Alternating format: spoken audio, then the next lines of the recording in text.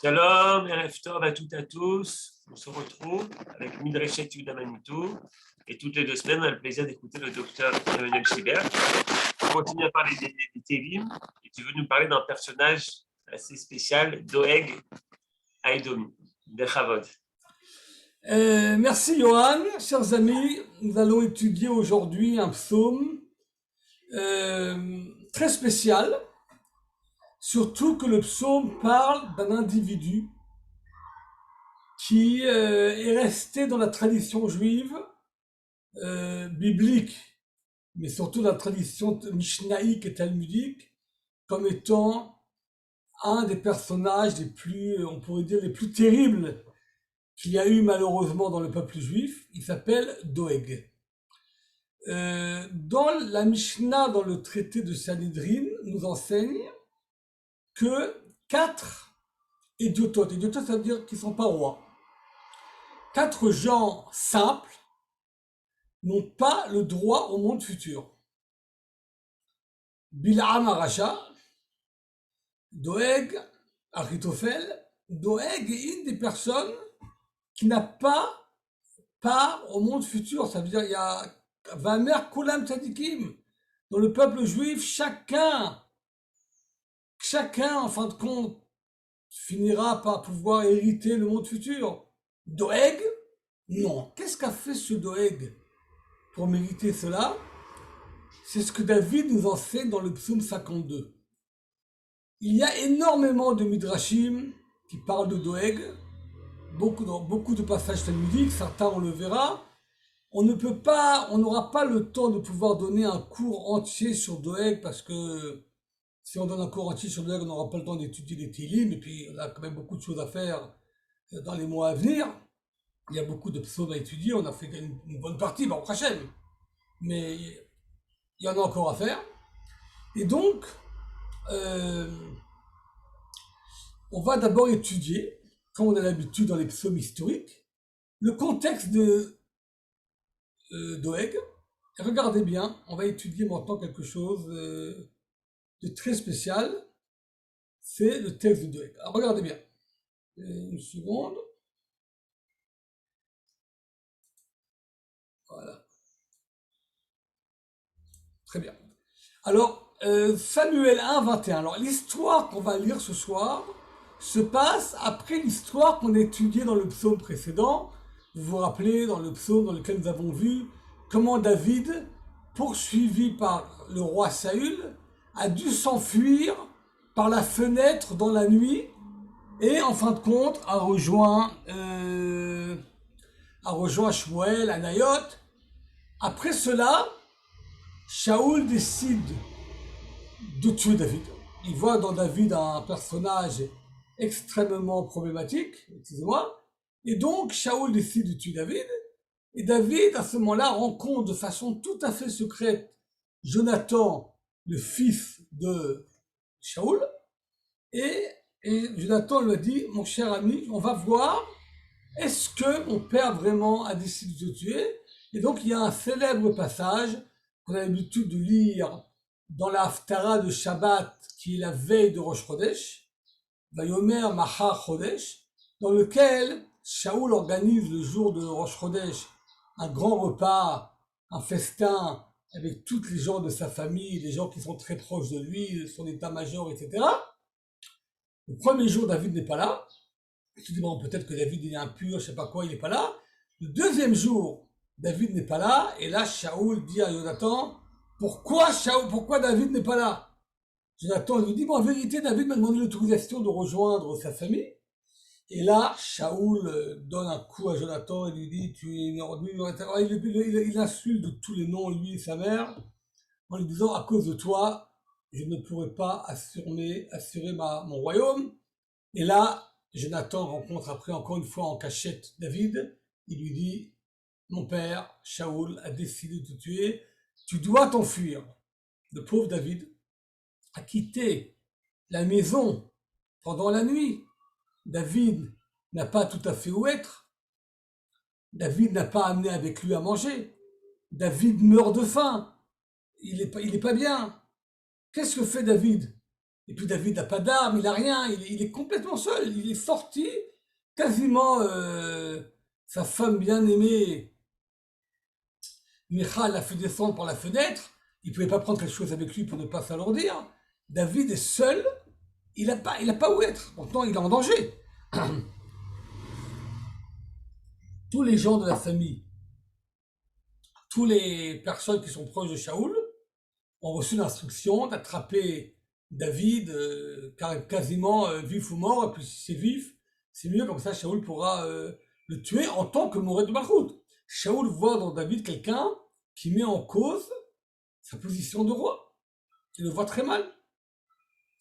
Et là, dans le livre de Samuel 1, comme vous voyez, nous voyons un passage absolument époustouflant, dans lequel qui nous raconte qu'est-ce que va faire David quand David, justement, s'enfuit cette nuit terrible, où David se rend compte, en fin de compte, qu'il n'a pas le choix, et qu'il doit s'enfuir vraiment pour sauver sa vie. Alors, qu'est-ce qu'on fait dans ce genre de cas? Où est-ce que David peut se rejoindre, peut aller où est-ce que David peut se sauver? Là, regardons bien ce qui se passe. David va rencontrer le prophète Gad, qui après va devenir, quand David va devenir roi, un des deux prophètes attitrés avec Nathan. Et David rencontre Gad, et Gad dit à David, il ne faut pas que tu restes dans le fort. Metsuda, c'est une maison, une sorte de château fort, parce que c'est trop dangereux. Shaoul est en train de chercher. Il faut que tu ailles dans le désert, dans la terre de Juda, c'est-à-dire va dans le désert. Et David, donc, il se va cacher dans la forêt de Haret. C'est pas un bois, c'est une forêt. Et donc, David est en train vraiment de s'enfuir et de s'enfuir. Et à ce moment-là, excusez-moi, j'ai sauté un passage. Excusez-moi. Avant, David, quand il s'enfuit quand il quitte Michal, d'abord, David arrive à Nov. David, encore une fois, n'a pas à manger. David, le Talmud nous dit qu'il avait une boulimie. Il meurt de faim, il est sorti pendant la nuit. Et David ne sait pas où aller. Il quitte donc Nayot. Et il va arriver à Nov. Nov, c'est une petite ville qui se trouve pas très loin de Jérusalem, dans lequel se trouve la famille du grand Cohen, du Cohen Gadol, qui s'appelle Achimelech. Et là, David donc va arriver à Nov, dans lequel il y a là-bas le Mishkan. Le tabernacle se trouve à Nov après la destruction de Shiloh. Et donc, il arrive chez Abimelech, et Achimelech, dit David, il lui dit, mais qu'est-ce qui se passe? C'est très bizarre. Tu es seul, personne n'est avec toi. Je te vois, puis sans doute que David également, il voit David sans rien avec lui. Il dit à David, mais qu'est-ce qui se passe? Il se passe quelque chose? Il a peur? Et David dit au Cohen, à Achimelech, il lui dit, non, il lui dit en vérité, je suis en mission secrète, Mossad. Je suis en mission à Melech Tzivani Davar. Le roi, c'est Shaoul, m'a ordonné quelque chose. Il m'a dit que personne ne sache rien, donc même j'ai dû laisser tout le monde de côté. Je suis en mission, je suis seul. Bon, et là David dit, après j'ai raccourci un peu parce qu'on n'a pas le temps, il lui dit, je meurs de faim. Je meurs de faim parce qu'en vérité j'ai pas eu le temps de prendre avec moi de quoi manger. Qu'est-ce que je fais? Vayan, à Cohen et David, à ce moment-là, le Cohen, Achimelech, lui répond en disant, je n'ai pas de pain profane, c'est-à-dire, j'ai pas acheté du pain chez Angel ou chez Bergman, je n'ai pas un pain chol, donc un pain prophète, profane, qui n'est pas saint à te donner, je n'ai que un lechem kodesh, inishmoru aneharim achmisha. Il a dit, je suis prêt, si les jeunes, parce que David lui a dit que peut-être mes hommes m'attendent loin de là, il faut que je leur amène à manger. David voulait faire un peu de provision, il a dit, bon, si tes hommes sont purs, n'ont pas touché à des femmes, je peux te donner du pain qui est kadosh. Alors David lui dit, ok, c'est bon. Et David lui fait, c'est bon, il n'y a pas de problème. Et il lui donne le lechem apanim. Ça veut dire, David lui dit, je suis en état de danger, j'ai pas le choix. Et Achimelech va lui donner le pain des Kohanim. Ce qu'on appelle le lechem apanim. Qu'en général, on distribue les Shabbatot. Il lui dit, c'est le pain que j'ai. כי אם לחם הפנים המוסרים לפני השם, לשום לחם חום ביום ילקחו.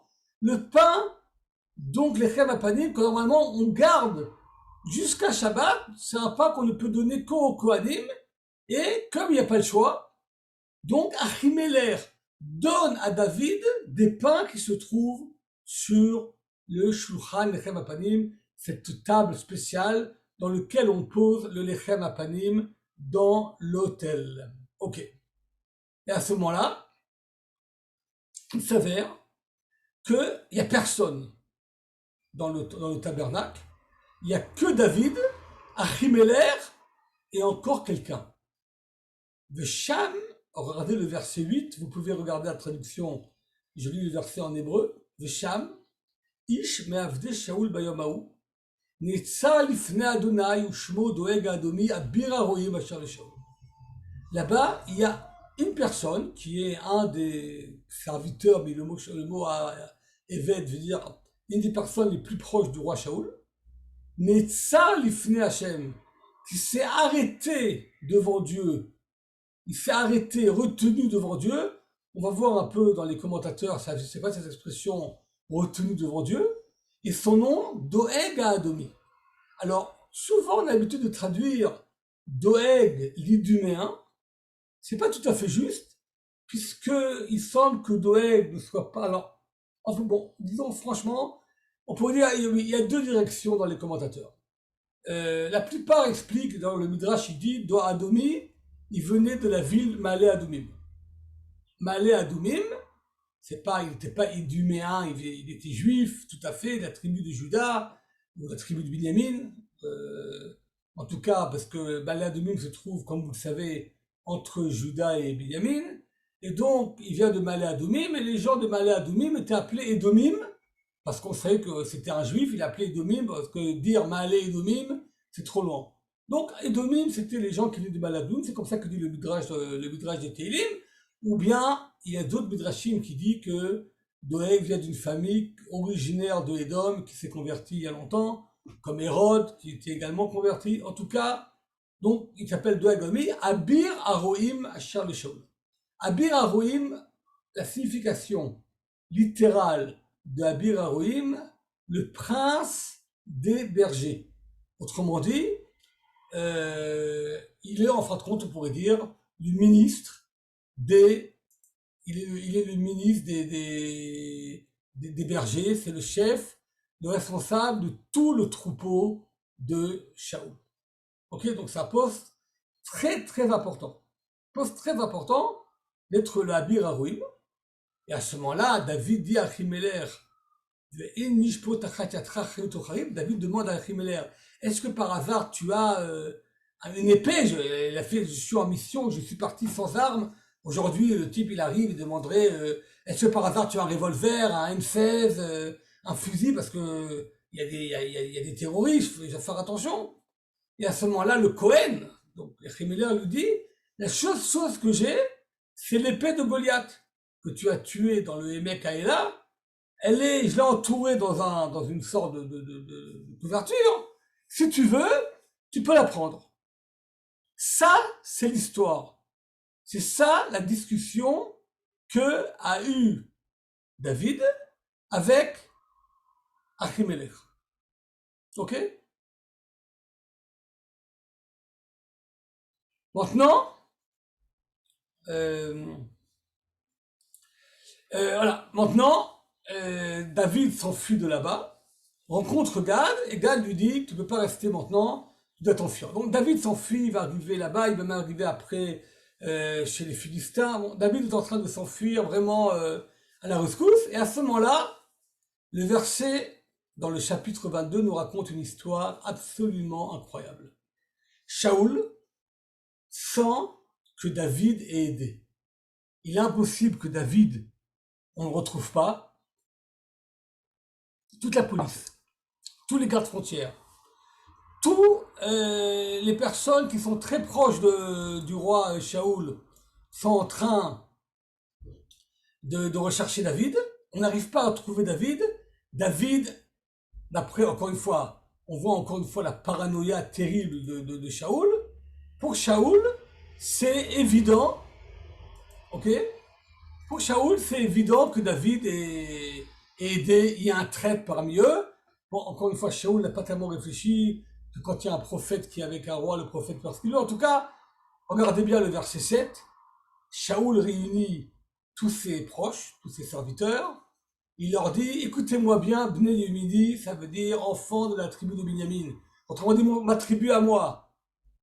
Elle dit, je comprends que David vous a donné un peu de pot de vin, le fils d'Ishaï vous a donné des champs, des vignes, il vous a nommé, il vous a déjà promis des postes importants. On se dirait à la Knesset, hein. Il a dit, vous allez tous devenir des grands chefs, des grands des colonels, des lieutenants-colonels. Il vous a Kikachartel contre Malai, vous êtes tous en train de faire une révolte contre moi. Et personne ne me raconte la vérité. J'ai devant moi des traîtres. Vous êtes tous des traîtres. Et à ce moment-là, Doeg va raconter ce qui s'est passé entre David et Achimelech. Regardez bien comment Doeg raconte l'histoire, parce que c'est la base du psaume qu'on allons étudier dans quelques minutes. Verset 9.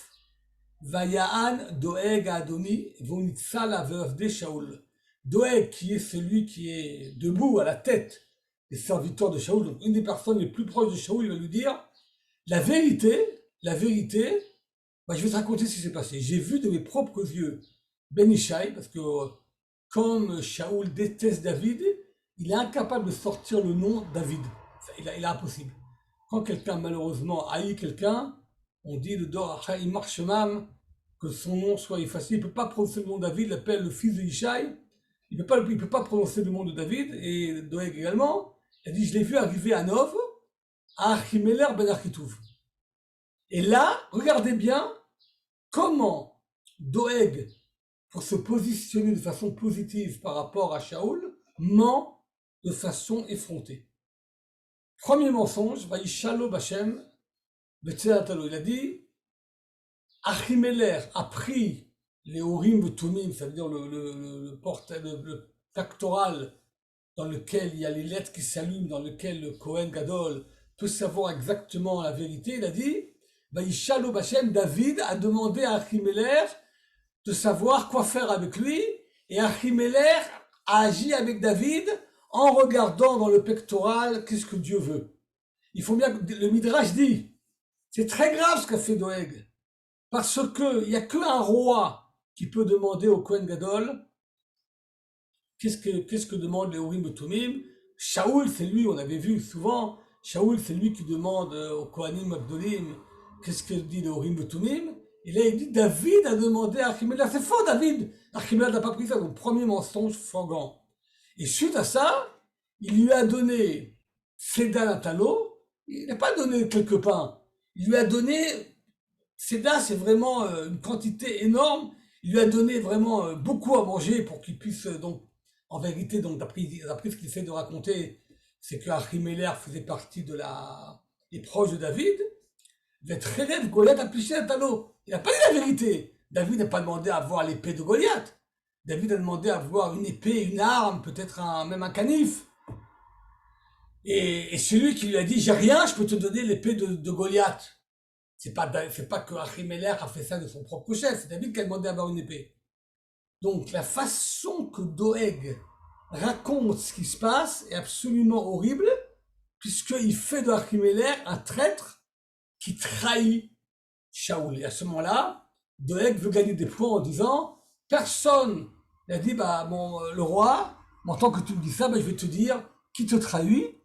Et donc, Doeg est prêt quasiment à sacrifier, à dire de la shonara, à trahir Achimelech pour avoir des points auprès de Shaoul.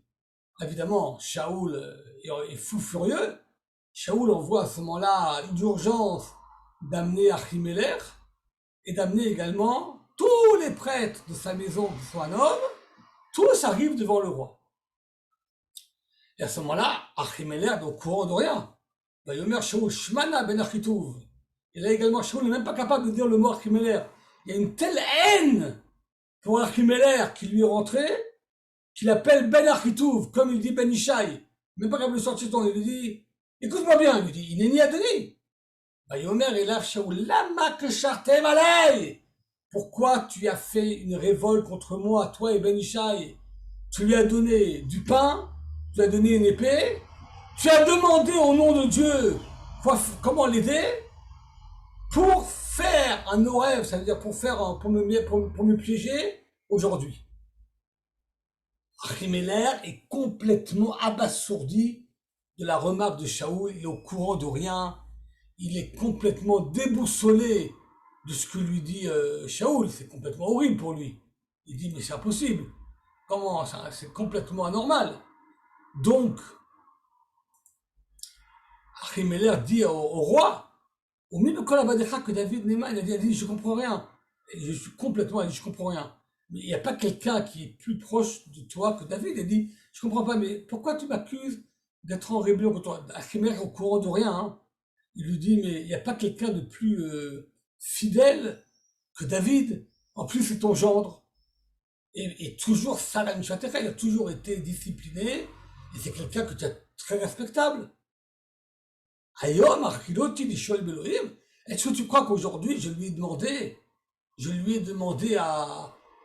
pour lui à Dieu, que Dieu me préserve.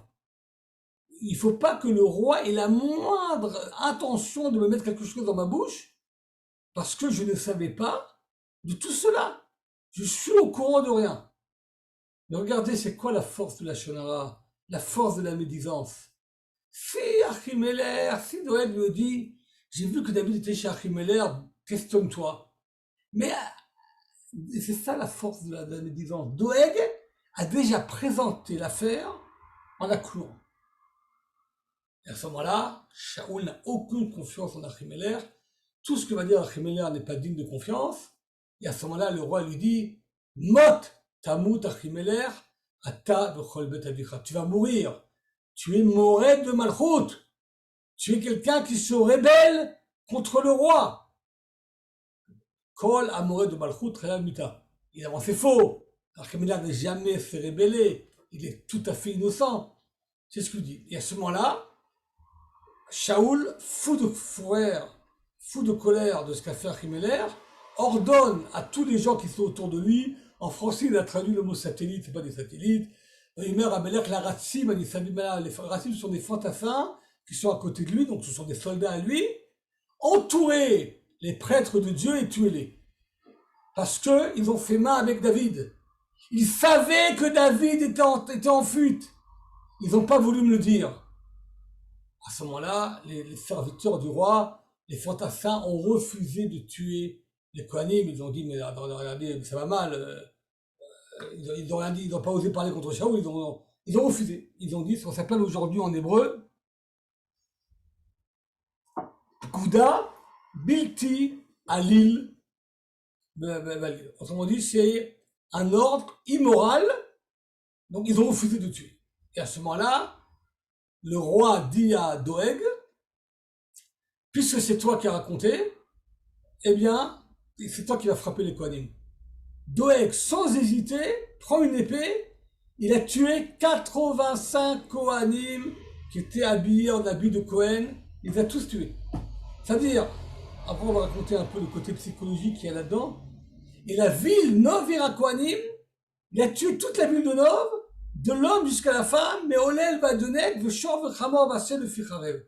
Ce qui est horrible, c'est que Shaoul a fait avec Nov ce que Shaoul n'a pas osé faire avec Amalek. C'est terrible. Et le Midrash nous raconte que quand Shaoul a fait ça à la ville de Nov, quand Shaoul n'a pas voulu tuer Amalek, parce qu'il a dit que Amalek, il ne faut pas les tuer, ça racole, qu'est-ce qu'ils ont fait, etc. Quand Shaoul a écouté David, il y a une voix qui est sortie, qui a dit un verset que Shlomo après a écrit dans l'Ecclésiaste, Al tiye tzadik arbe. Ne sois pas trop tzadik, ne sois pas plus juste que Dieu. Si Dieu te dit de tuer Amalek, Dieu sait pourquoi il le dit. Mais quand Shaoul, avec Doeg, a mis à mort toute la ville de Nov Ira Kohanim en prétendant qu'il se rébelle contre le roi, à ce moment-là, Shaoul n'a pas hésité. Il a tué toute la ville, les hommes, les femmes, les enfants, les animaux. Il a détruit la ville de Nov, chose qu'il n'a pas fait. Il y a une voix qui est sortie du ciel et qui lui a dit Al te'i racha arbe, il ne faut pas que tu sois trop racha, trop mécréant, trop mauvais. Autrement dit, la force de Doeg a été de faire rentrer, on verra après que c'est vraiment sa spécialité, de faire rentrer une haine profonde pour David et pour tous ceux qui entourent David auprès de Shaul. Et à ce moment-là, il y a le fils de Achimelech, le seul rescapé, qui s'appelle Éviatar. Il a réussi à s'enfuir, verset 21, et Éviatar, le pauvre, seul rescapé de la ville de Nov, arrive auprès de David. Il lui dit, Shaoul a tué tous les prêtres. Et là, David dit à Éviatar, j'ai fait une gaffe terrible. Et regardez le verset 22, c'est horrible. Il n'y a pas mis la traduction, je vais vous le dire en hébreu. David lui dit, il y a Dati Bayomaou qui cham Doeg Adomi.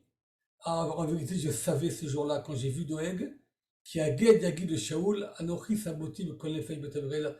David a dit, c'est moi qui suis responsable. Regardez, David le pauvre, enfui, etc. David lui dit, j'aurais dû faire attention. Ce Doeg, j'aurais dû me rendre compte que Doeg est là-bas et qu'il allait raconter ça à Shaoul. J'ai fait une gaffe énorme. David se sent responsable de ce qu'il a fait.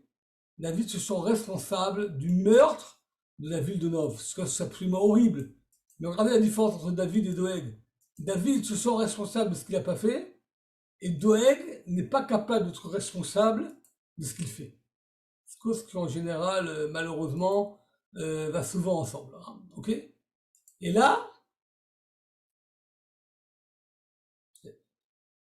avant qu'on arrive dans le psaume, regardez ce que Rashi explique dans cette expression. On a vu que Doeg était Netzar Lifnei Hashem. Il était dans le tabernacle, arrêté devant Dieu. Et Rashi dit Otser Atzmo Lifnei Oel Moed la Torah. Quand Doeg allait au Oel Moed, c'est-à-dire à la tente d'assignation, qui est une des expressions, un des titres du tabernacle, Doeg allait là-bas pour étudier la Torah. C'est-à-dire, non, il n'allait pas étudier dans le yeshiva. Il voulait vraiment, Doeg était un Talmid Chacham, qui voulait étudier Abir Haroim, que textuellement veut dire, et c'est vrai, que Doeg était donc le responsable de tous les bergers, donc c'est le responsable de tout le petit troupeau de Shaoul, ce sont des centaines de milliers de têtes de bêtes, mais Abir Haroim veut dire également, dit Rashi, Av Betadin, c'est-à-dire c'est également une expression qu'aujourd'hui on dit également, c'est un titre honorifique pour dire les Rohim ici, c'est une allusion également aux bergers spirituels. On a les bergers physiques, on avait vu également, vous avez appelé pour David. David est un berger, mais c'est également un titre spirituel, d'un dirigeant spirituel. Donc il est Av Betadin, c'est le responsable du tribunal rabbinique. Rabbi David Kibri dit Nire ki basham lisboar ki manashim acherim. Il me semble que la raison pour laquelle il est arrivé au tabernacle, parce qu'il a voulu offrir des sacrifices avec d'autres personnes, ses amis sont partis et lui il est resté pour prier ou bien pour continuer à offrir des offrandes. Et c'est pour ça qu'il s'est arrêté. Et le Metsuda David, qui est également un commentaire très important de la Bible, dit Netzar, mon kaf sham lidbodel b'avodat Hashem, il a voulu vraiment s'arrêter pour s'isoler dans le culte divin. Donc d'un côté, nous avons quelqu'un comme Doeg qui est considéré comme étant un grand personnage, Av Betadin, Talmid Chacham, un homme de grande spiritualité, qui va étudier la Torah dans le tabernacle, qui va offrir des sacrifices, qui veut s'isoler pour s'améliorer dans le culte divin. Magnifique! Cette même personne tue 85 Kohanim! C'est terrible! Alors avant que nous arrivions dans le psaume même, il y a plusieurs midrashim, il y a énormément, il y a des dizaines et des dizaines de midrashim, mais j'aimerais lire avec vous, chers amis, un passage du Talmud de Sanhedrin qui raconte une autre histoire, qui commence bien avant et qui explique c'est quoi le processus de la médisance, que Doeg est considéré comme étant le spécialiste de la médisance. Quelqu'un qui n'est pas quelqu'un qui peut dire un shonara plus intelligent, comme on a vu, mais d'où vient Doeg? Pour l'instant, nous avons lu tous les versets dans lesquels est marqué le mot Doeg, qui est marqué 7 fois dans le Tanakh, 6 fois dans le livre de Shmuel, on a lu tous les versets, et bientôt, avec l'aide du ciel, nous allons étudier donc ce psaume 52 qui parle de Doeg. Mais en attendant, le Talmud nous ramène un autre passage qui s'est passé bien avant. Shaoul, après l'histoire de Goliath, Shaoul rentre en mélancolie, il devient, après que Shmuel lui dit que ton royaume, ta royauté sera donnée à quelqu'un qui est meilleur que toi, Shaoul commence à devenir schizophrène, paranoïa, a des problèmes psychiatriques graves, et à ce moment-là, il a besoin un peu de se détendre. Alors Shaoul va demander à ses serviteurs, à ses hommes proches, je vous demande de m'amener quelqu'un qui sait bien jouer de la musique. Vavioti Melai. Et à ce moment-là, vous allez dire, j'ai besoin d'un bon musicien. À l'époque, il n'y a pas de patyphone, il n'y a pas de disque, il n'y a pas de MP3, il n'y a pas de MP4, il n'y a pas de iPhone, de iPhone, il n'y a pas d'Android, il n'y a pas tous les appareils qu'on a. Aujourd'hui, quand quelqu'un veut faire la musique, il met YouTube, et puis il peut mettre ce qu'il veut, Isha Ribo, Choulirand, les Beatles, enfin il peut mettre ce qu'il veut pour se calmer, il peut écouter un peu même des symphonies de Mozart, s'il veut. Mais tout ça, il n'y a pas à l'époque. Donc à l'époque, pour se calmer, il faut faire venir un musicien. Donc Shaoul dit, écoutez, moi j'ai un peu la mousse, amenez-moi un musicien. C'est tout ce que je dis, j'ai besoin de vous amener un bon musicien. Bon, un bon musicien, on peut aller chercher. Et là, Vayan Echad Me'aneharim, un des jeunes qui se trouve auprès de Shaoul lui dit, Iner Haïti ben le Yishai bet Alarmi. À Bethléem, j'ai vu que Yishai avait un fils, Yodé Anagen, il sait bien jouer la musique. Gibor Chaïl, il est très fort. Ish Milchama, c'est un bon guerrier. Venavon Davar, il est également très intelligent. Ish Toar, il est très beau, il a une belle figure, et Dieu est avec lui. À ce moment-là, Shaoul a envoyé des émissaires chez Yishai en lui disant, envoie-moi David, ton fils, qui se trouve dans le berger. Voilà. Et là, Rabbi Yehuda, dans le Talmud Sanhedrin, nous dit, tout ce verset, Lo Amro Doeg et la Berashenara, il n'y a pas quelqu'un. Regardez comment, qu'est-ce que Shaoul demande? Shaoul demande à voir un musicien, point à la ligne. Est-ce qu'un musicien doit être beau? Est-ce qu'un musicien doit être raham? Est-ce qu'un musicien doit avoir Dieu avec lui? Est-ce qu'un musicien doit être un bon guerrier? Est-ce qu'un musicien a besoin également d'être un homme fort? Yodéa Nagen, Yodéa Lishol. C'est quelqu'un qui parle non seulement qu'il est bien, il sait poser des bonnes questions. Dibor, il sait également répondre. Ish Milchama, c'est pas uniquement que c'est quelqu'un, un homme qui est un bon guerrier, c'est également quelqu'un qui connaît Milchamta Shel Torah, c'est un grand Talmid Chacham, etc., etc. À chaque chose qu'il a dit, Shaoul lui a dit, bon, mon fils Nathan, il est comme lui. Mais après, il lui a dit, Hachem Imo, Dieu est avec lui. Alors que c'est marqué que Shaoul avait le sentiment que Dieu ne voulait plus de lui. Et quand Doeg, il a dit sur David, Hachem Imo, Dieu est avec lui, Mita d'idée d'ami lo avebe, c'est quelque chose que Shaoul n'avait pas. Chalash dato vikanyebe, chacha dato, il est devenu faible, il s'est affaibli, il s'est affaissé, et il a été jaloux. Alors, qu'est-ce que veut Doeg de David? David n'a rien fait. Dans différents passages, ce qui s'avère, et c'est ce que je veux vous dire est très terrible, Doeg est quelqu'un de très intelligent. Doeg, c'est un des plus grands chacham de sa génération. Un des plus grands chacham. De loin, peut-être le proche de Shaoul,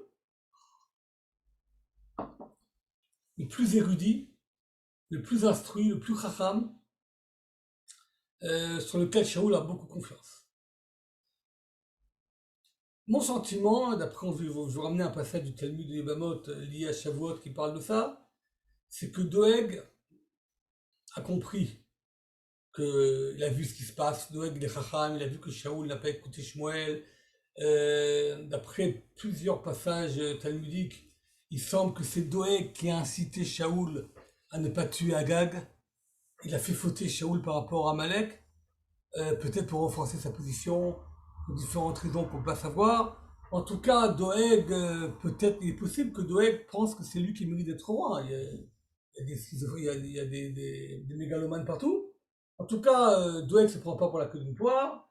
Et donc, il fait fauter Shaoul. C'est quelqu'un pour lequel il a beaucoup d'influence très négative sur Shaoul. Et il comprend certainement que David est quelqu'un qui est dangereux. David est quelqu'un qui est dangereux et maintenant il va tout faire pour défendre David complètement. Tout ce que va faire Doeg, maintenant Doeg voit en David, il connaît David, on voit, il connaît David, il voit que David, il a les données pour devenir ça. Il va tout faire pour que Shaoul tue David. Le but de Doeg, c'est de descendre David. Ensuite, descendre David. David n'a rien fait à Doeg, il n'a rien fait. Mais Doeg voit en David quelqu'un de dangereux. Si David monte trop haut, Doeg a le sentiment que c'est à son dépend. Donc Doeg, alors que David n'a rien fait, ne le connaît pas, n'en a rien à faire de lui, Doeg comprend que David, c'est la force montante, c'est l'étoile qui est en train de monter, quand on est hébreu, Kochav Nolad, c'est l'étoile qui est née, c'est lui qui va commencer à prendre du poids dans le peuple d'Israël, quelqu'un de très dangereux, l'homme à abattre. Voilà. Clair, c'est l'homme à abattre. Le Talmud, dans le traité de Yebamot, page 76b, nous raconte qu'après que David a tué Goliath, Shaoul demande c'est qui ce type-là? Le Talmud dit comment c'est qui ce type-là? C'est celui qui joue de tous les jours devant toi à l'arbre. La vérité du Talmud, Shaoul dit est-ce que c'est un descendant de Judas? Est-ce qu'il vient de Pérez ou est-ce qu'il vient de Zérah? S'il vient de Pérez, il y a des chances qu'il devienne roi. S'il vient de Zérah, c'est uniquement une personne à forte personnalité. Et là, Avner lui dit, il vient de Pérez. Donc, Shaoul dit, oh là là, ce type-là peut devenir roi. Et là, Doeg lui dit, non, il vient de Ruth à Moavia, il vient de Ruth la Moabite, les Moabites n'ont pas le droit de rentrer dans le peuple d'Israël. Jusqu'à ce que demande, est-ce que David est roi? Demande, est-ce que David est un juif cachère? Est-ce que David Bechal est juif? Parce que son arrière-grand-mère, c'est Ruth à Moabia, qui n'a pas le droit de rentrer dans le peuple d'Israël. Donc toute la génération de Ruth n'est pas juive. Elle ne peut pas rentrer dans le peuple d'Israël. Lo yavo Ammoni ou Moabi bikal Hashem. Un Ammonite et un Moabi ne peut pas pénétrer la tribu de Dieu dans l'assemblée divine. Et à ce moment-là, c'est marqué que Itaï a un des hommes de Shaoul s'est levé, il a dit, c'est faux, j'ai reçu la halacha de Shmuel, Ammoni velo Ammonite, Moavi velo Moabite. Ce que la Torah interdit, ce sont uniquement les hommes de Moab et les hommes de Ammon, mais pas les femmes. Donc il n'y a aucun problème. Ruth à Moavia a le droit de rentrer. Mais qu'on voit là également, ce même passage du Talmud, Doeg est celui qui veut complètement éliminer David, que David ne soit pas acceptable et que jamais évidemment David aura la moindre prétention un jour de devenir roi. C'est le but suprême de ce que fait Doeg. C'est terrible, mais c'est ce qu'il fait. Et là, David, les psaumes, n'oublions pas que nous sommes encore dans les cours de Télim, et là, David va écrire un psaume, le psaume 52. C'est le psaume que David il écrit à cause de ce qui s'est passé maintenant. La Natseach Maskil, le David, donc la Natseach pour celui qui est le chef d'orchestre, Maskil, le David, donc Maskil, une des formes des cantiques qui s'appelle Maskil, on ne sait pas exactement comment on l'a vu plusieurs fois, de quelle façon elle est chantée, elle est jouée au Beth Amikdash, mais c'est la forme du livret, Maskil, de Vo Doeg à Adoni, Bayomer le Shaoul, Bayagel le Shaoul, Bayomer lo, Ba David el Bet Achimelech. Quand est venu Doeg et le Édomite, de Doeg à Adomi donc, il a raconté à Shaoul en lui disant que David est allé à la maison de Achimelech. David nous rajoute un point que nous n'avons pas vu dans le livre de Samuel, mais quand on entend que David a compris, qu'en fin de compte, si on regarde bien en arrière, Doeg n'a pas dit que David est allé dans le tabernacle. En fait, ce qu'il s'avère, c'est que Doeg, pour ajouter encore la Shonara qu'il a dit David est allé dans la maison privée d'Achimelech. Et c'est là-bas qu'Achimelech a pris le pectoral pour voir le Urim Tumim. Autrement dit, David est très proche d'Achimelech. C'est pas que David a rencontré par hasard Achimelech quand il est rentré dans le tabernacle. Il allait chez lui à la maison, autrement dit. Et donc, à ce moment-là, David va écrire un psaume dans lequel il va décrire le processus qui amène à ce qu'un homme aussi brillant que Doeg, il est brillant, il est à Bir Haroïm, il est à Avbeddin, c'est quelqu'un de brillant.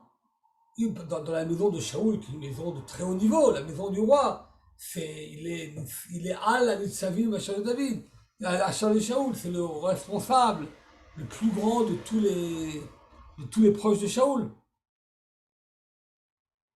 Comment un homme de telle envergure, et en plus, qui a priori est très religieux, très croyant, il est Hatsour de Beth Hashem, quelqu'un qui va pour s'isoler, pour étudier la Torah, pour offrir des sacrifices dans le tabernacle, quelqu'un de très très religieux, de très croyant.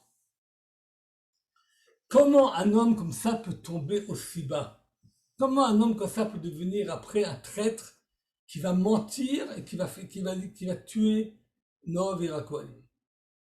Verset Guimel, et là donc David dans le psaume de façon absolument remarquable nous explique à ce moment-là le processus qui amène donc quelqu'un comme Doeg à devenir ce qu'il est devenu, donc un type absolument terrible, horrible, qui fait les choses les pires qu'il peut y avoir. Ma titalel bera'a agibor chesed el kolayom. Comment toi, le gibor, donc quelqu'un qui a priori est un homme fort, vaillant, comment tu peux te louer du mal que tu as fait? C'est-à-dire que David il dit, Doeg, après qu'il a tué Noav et Rakoanim, n'a pas eu le moindre regret.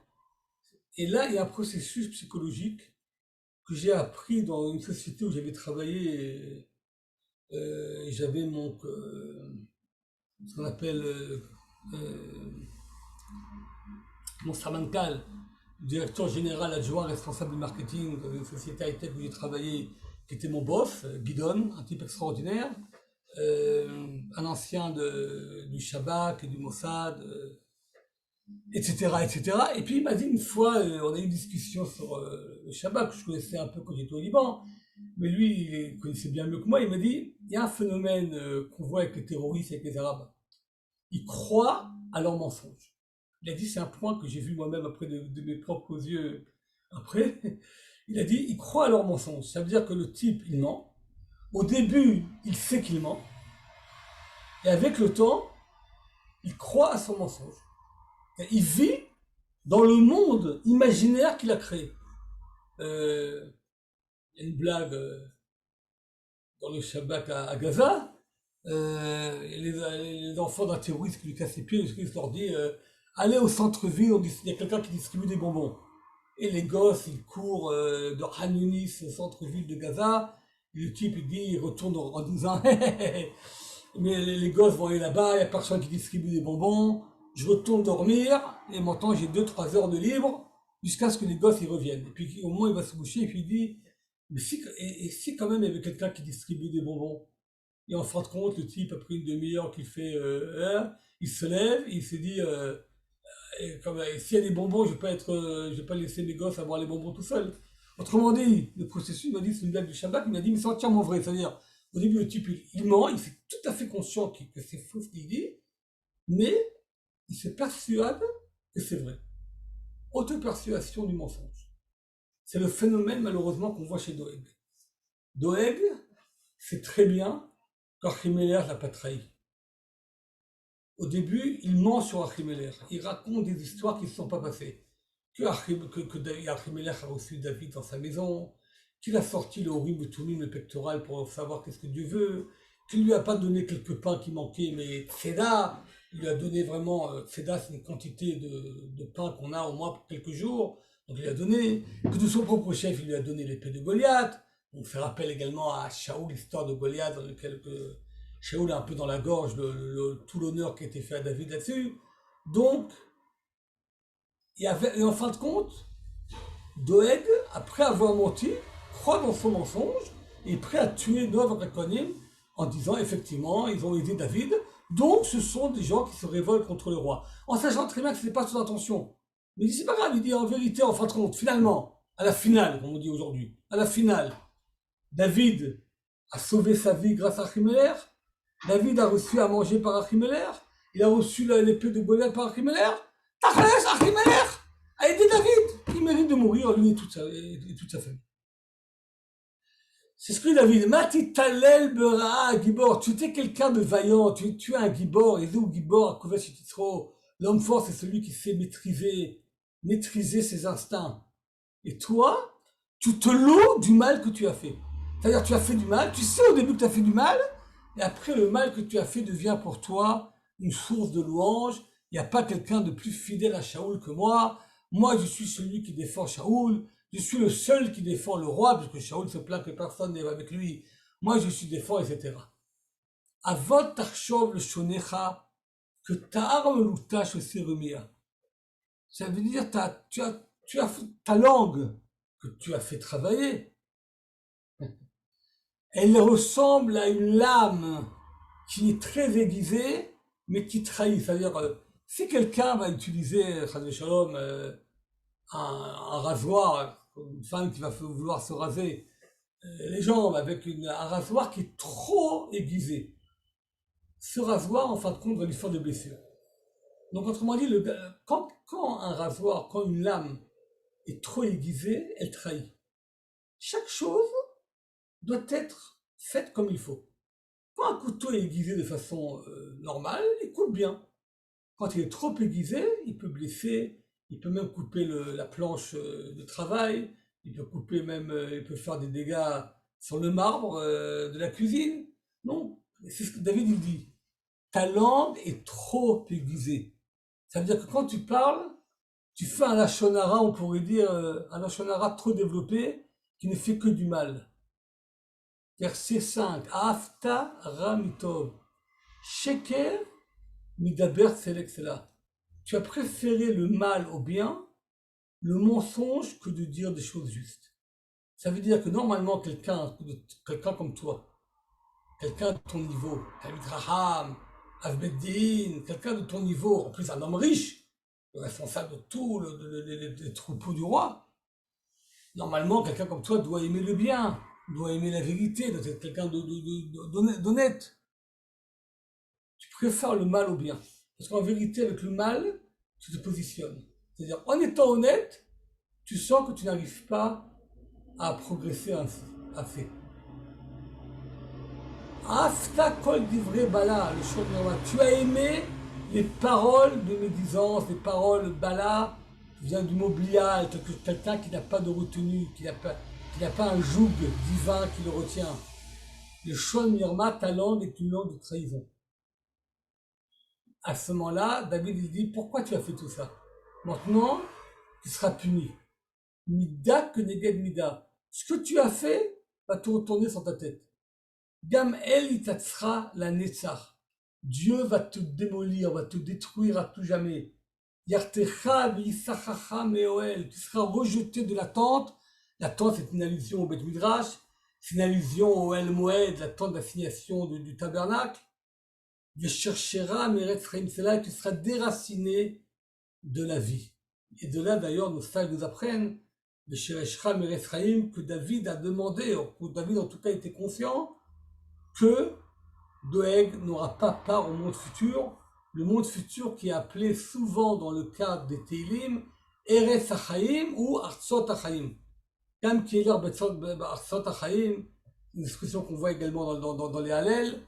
Donc il lui dit, tu seras enlevé, déraciné de la terre de la vie, ça veut dire que tu n'auras aucune part au paradis, au monde futur.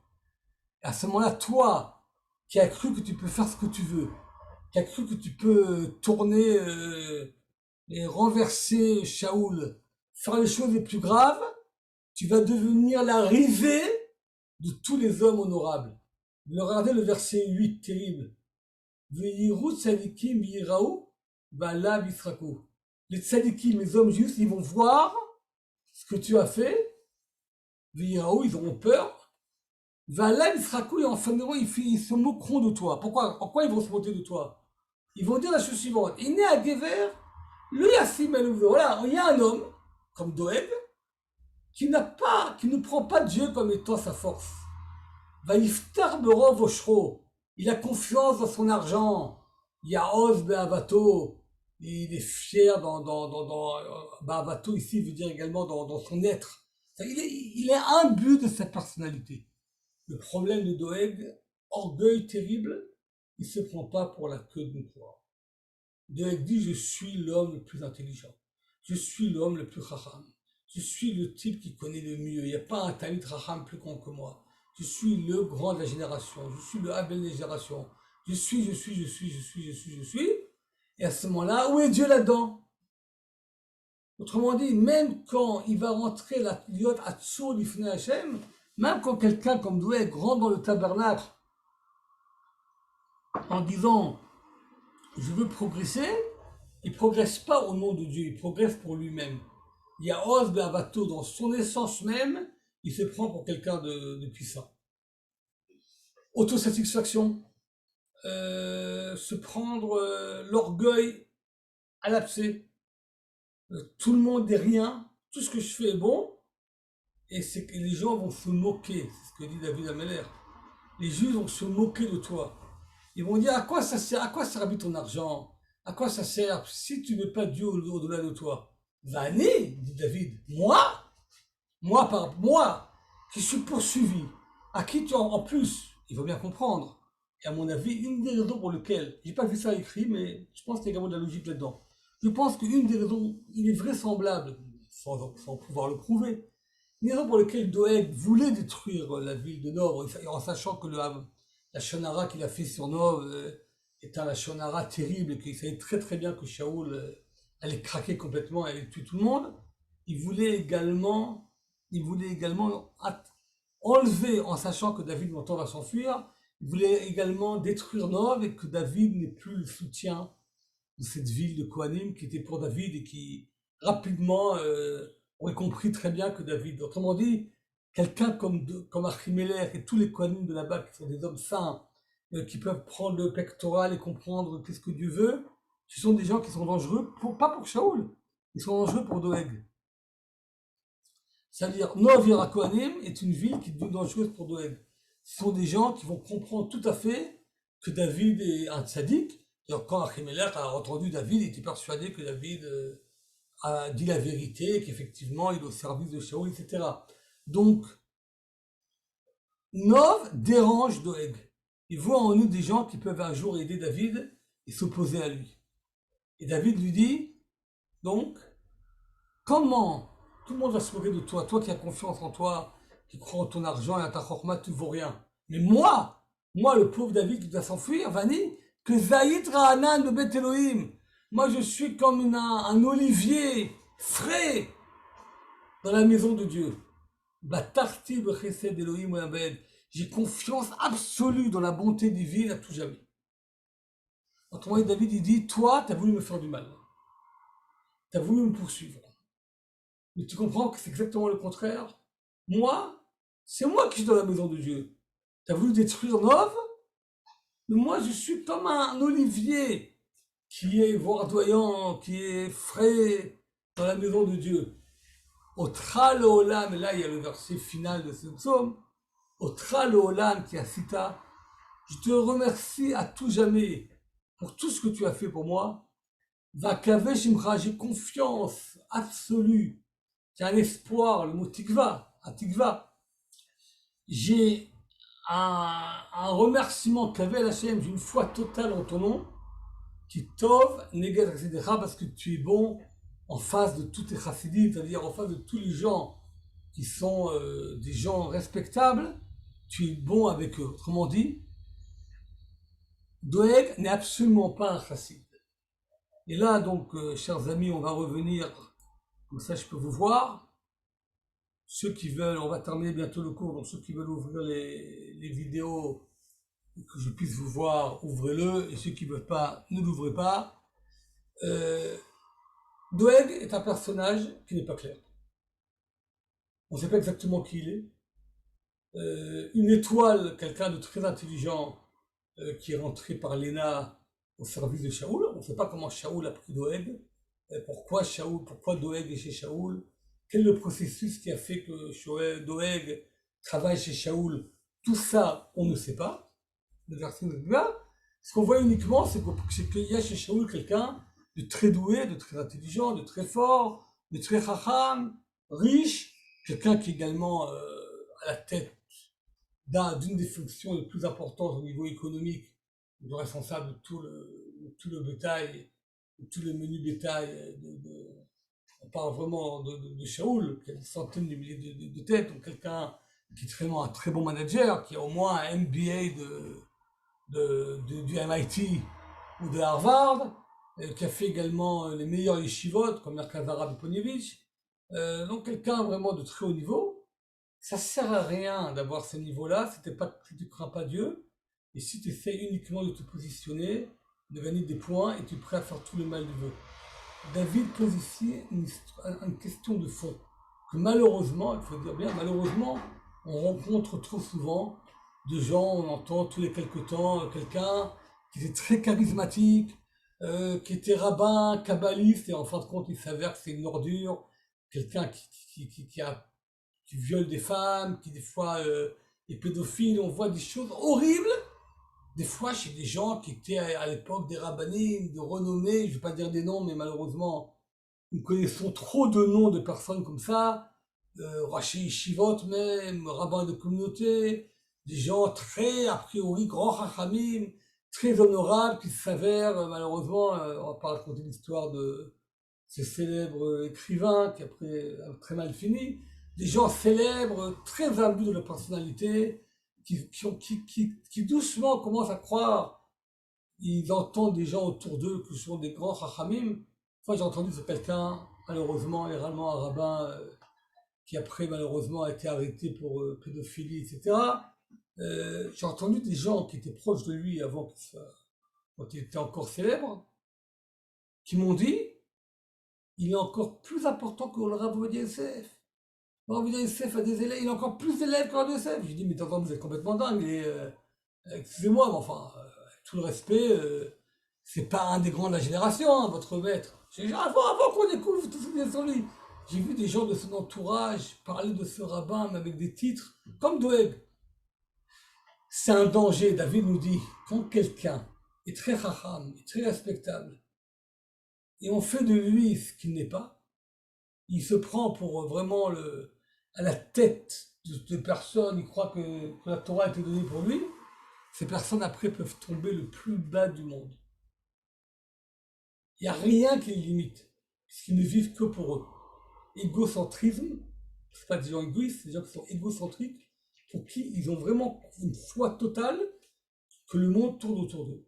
Et que, en tout cas, que le soleil tourne autour d'eux, et pas la Terre qui tourne autour du soleil, c'est le soleil qui tourne autour de ces personnes-là. Des gens qui ne se prennent pas pour n'importe quoi, et qui sont sortis de la cuisse de Jupiter, et qui après, malheureusement, tombent le plus bas du monde. Et David, dans ce psaume, analyse ce processus psychologique de quelqu'un qui se prend pour quelqu'un de très élevé, qui est raham, mais qui en vérité aime le mal. C'est-à-dire qu'en fait, compte, il n'y a pas les notions de bien et de mal chez ces personnes, n'existent pas. C'est-à-dire, elles sont tellement imbus d'eux-mêmes, en ayant le sentiment que le monde entier tourne autour d'eux, que les notions du bien et de mal qu'on connaît n'existent pas. Elles sont annulées complètement. Il n'y a plus de bien et de mal. Il y a lui en face de tout le monde. C'est ce que David examine dans ce psaume-là. Doeg est quelqu'un qui aurait pu être une célébrité du peuple juif. On aurait pu garder son souvenir comme étant un des grands Talmidei Chachamim, comme la Avdi, on a avec Benaïou Ben Yehuda, par exemple, un des hommes de David, Benaïou Ben Yehuda, qui on sait comme étant le plus grand Talmidei Chacham à l'époque du premier temps. Si Doeg n'avait pas fait tout ce qu'il a fait, peut-être qu'il aurait pu rentrer dans la tradition juive comme étant un des plus grands Talmidei Chachamim de toutes les générations, comme Benaïou, comme d'autres, comme David lui-même. Nous avons un respect profond que David est un grand Talmidei Chacham, comme Shlomo. En fin de compte, il a complètement raté le coche, Doeg. Le Gemara, le Talmud dans le traité de Sanhedrin, que Doeg est mort à l'âge de 34 ans. il n'est pas arrivé à la moitié des jours. Un homme vit 70 ans, 80 ans, donc à partir de l'âge de 35 ans, c'est considéré comme étant donc l'âge dans lequel commence en fait compte la deuxième moitié de la vie avec la chorma, etc. Et là, c'est marqué que les hommes mauvais, eux-mêmes, ne terminent pas la moitié de leur vie. Et la Gemara dit que Doeg est mort à l'âge de 34 ans. Il n'est pas arrivé à dépasser les 35 ans, il est resté coincé dans cette première partie de la vie dans laquelle on construit son avenir, on construit pas uniquement sa richesse, mais on construit principalement sa richesse spirituelle, sa chorma. C'est ce qu'on fait dans la première moitié de sa vie. Comme dit le célèbre psychologue suédois spécialiste de la psychologie des adultes, Erickson, à partir de l'âge de 35 ans, quelqu'un vit avec l'acquis qu'il a eu auparavant.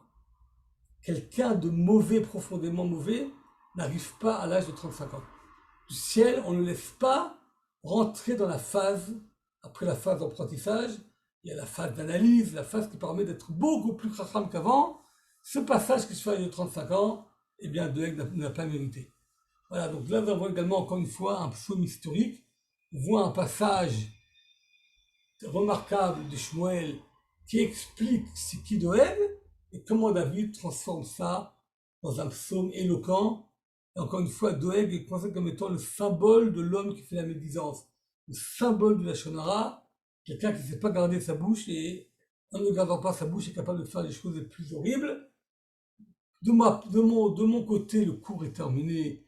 Je vous remercie comme toujours de votre attention remarquable.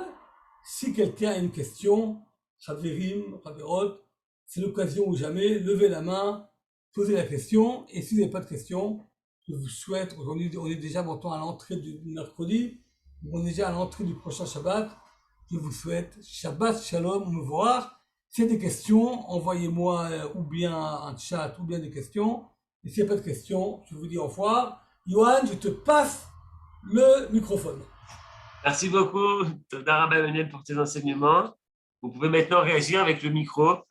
Ceux qui le désirent, c'est le moment de poser vos questions, vos remarques. Toda Rabba, merci. Non, je voulais dire Toda Rabba parce qu'on connaît très peu ce personnage et le mal qu'il incarne, quoi. Merci beaucoup. Merci. En tout cas, le Chafetz Chaim, Rabbi Israël Meir HaKohen de Rajin, dans son célèbre livre Chafetz Chaim, et dans son livre Shmirat HaLashon, qui parle des lois relatives à la médisance, analyse dans plusieurs passages Doeg, comme étant Doeg malheureusement, il a l'équivalent de Doeg, malheureusement, et c'est terrible de dire ça sur quelqu'un qui était Chacham, c'était un Tamid Chacham, c'est pas quelqu'un de rigolo, c'était vraiment un Tamid Chacham, il était Av Beddin, président du tribunal rabbinique de la cour du roi Shaoul. Quelqu'un de plus haut niveau, qui malheureusement est tombé aussi bas. Encore une fois, c'est la haine, la jalousie, tout ça malheureusement. Dans le Pirkei Avot, c'est marqué Akina, Atahava va'akavod, Motsim et Adam min haolam. La jalousie, l'envie et la recherche des titres et de l'honneur font sortir un homme de son monde. Doeg est une personne par excellence qui a eu malheureusement ces trois défauts. Jaloux de David, Akina, Tava, une envie de je sais pas quoi, d'être l'homme le plus proche de Shaoul en pensant peut-être qu'après il pourra continuer, et Kavod, n'en parlons pas. Voilà. Finalement, le livre des Tehillim, c'est vraiment un livre beaucoup plus que l'histoire. C'est un livre de psychologie qui est applicable à tous les temps. Parce que ce qu'on découvre ici, on peut le découvrir également de nos jours, malheureusement. Alors voilà, c'est une grande inspiration, un grand enseignement. Madame Bibas, vous êtes psychologue? Non. Non, mais vous avez entièrement raison. Dans ces psaumes historiques, pour moi, quand j'enseigne ces psaumes-là, c'est remarquable, parce que c'est pour ça que je dis toujours que la moitié du cours doit être d'abord les passages, on n'a pas tellement le temps, vous connaissez un cours sur Doeg, c'est 3-4 cours sur Doeg, là on a fait un petit résumé, mais quand on lit les passages de Shmuel, et après on voit comment David résume ça dans le psaume, on comprend en fait la pensée. C'est vrai, vous avez entièrement raison. David analyse la psychologie de Doeg, la cadre tout à fait, en disant tu as fait toutes les erreurs possibles et imaginables, en croyant qu'avec ça tu arriverais à quelque chose. Mais quand il n'y a pas de Hirat Shamayim, quand il y a pas quelqu'un, quand quelqu'un n'est pas gardé, il n'y a rien, il n'y a aucun garde-fou. Et la crainte du ciel, le respect de la Torah, le respect des mitzvot, est là pour cadrer quelqu'un. Et si quelqu'un, il n'y a pas de pire, la chose pire, je pense que dans le monde de la Torah, la pire des choses qu'il peut y avoir, c'est quelqu'un qui utilise la Torah, pour faire avancer ses pions. C'est la chose pire. Au lieu que la Torah le guide dans la façon de faire, il connaît la Torah, il connaît toute la Torah, il utilise la Torah pour lui. La Torah qui a été donnée pour respecter Dieu devient la Torah qui a été donnée pour lui pour se respecter lui-même. Il utilise la Torah, c'est la pire des choses qu'il peut y avoir. Les personnes qui utilisent la Torah pour faire avancer leurs intérêts à eux. Et au nom de la Torah sont capables, malheureusement j'ai vu ça dans ma vie, des gens qui au nom de la Torah vont vous raconter des histoires alors que c'est évident, vous savez très bien que le type est en train de faire avancer ses intérêts économiques, personnels, tout ce que vous voulez, au nom de la Torah. Et ça, c'est la première des choses. Il y a un verset qu'on a cité des fois, une fois que dans un des coups, je l'ai cité, un verset que dit Bilam. Bilam dit « Oy mi yichye mi sumo el ». C'est un verset de la paracha de Balak que dit Bilam. Bilam dit « Qui peut vivre quand on met Dieu au-dessus de tout ?» Ça veut dire, quand on utilise Dieu et on parle au nom de Dieu, il y a, dans le Nord, on connaît un groupe qui s'appelle les personnes qui mettent Dieu au-dessus de tous. Le Hezbollah. Hezbollah, Allah, il est au-dessus de nous. Quand Allah est au-dessus de toi, tu deviens les gardiens de la révolution, tu deviens Khomeini et compagnie. Sans aucun problème. Tu dis Dieu est au-dessus de tout, Allah Arba, tu tues tout le monde. Il n'y a pas de problème. C'est ce qu'a fait Doeg est devenu Allah Arba. Pourquoi? Puisque tout le monde trahit, il invente des nouvelles à la route, il utilise sa chorma pour le mal. Nous avons entièrement raison. En tout cas, merci beaucoup pour ce cours, parce qu'il est vraiment très élevé aussi en enseignement. Merci beaucoup. De rien. Il y a d'autres questions? Merci beaucoup. Est-ce qu'il y a d'autres réactions? Alors, Haverim, la seule chose que nous pouvons... Alors, au moins un des points qui est important, ça je dis franchement, même des fois quand j'étais jeune, j'étais naïf, je voyais des gens qui avaient l'air respectable et compagnie, qui des fois on peut faire des erreurs. Encore une fois, il y a des grands talmidei chachamim, il y a des gens qu'il faut embrasser la main. Mais modestie. Si un rave est orgueilleux et on sent autour de lui de l'orgueil démesuré, vous pouvez lui dire, avec tout le kavod, trouvez d'autres maîtres chez qui étudier. L'orgueil, quand quelqu'un, vous voyez qu'il est plein d'envie et plein un bout de lui-même, il faut faire attention. J'ai eu le mérite d'étudier avec des très très grands maîtres de la génération. Tous étaient des gens d'une modestie exceptionnelle. Moshe Rabbeinu était modeste. David dit Anochi tolaad veloish, je suis une vermine et pas un homme. Et Doeg dit moi je suis. Donc il faut faire très attention. Donc ça doit vraiment nous apprendre également à savoir également avec qui on a affaire et qui il faut fréquenter. Je vous remercie infiniment pour votre participation. Et bien, la prochaine fois, notre Réchet Yehuda aura le bonheur et la joie d'annoncer le titre du prochain cours, que je ne sais pas encore lequel il est, donc on en parlera la prochaine fois. Et comme toujours, Johan, merci infiniment pour ton aide si précieuse. Kol Tuv, Shabbat Shalom, au revoir. Merci beaucoup, Kol Tuv.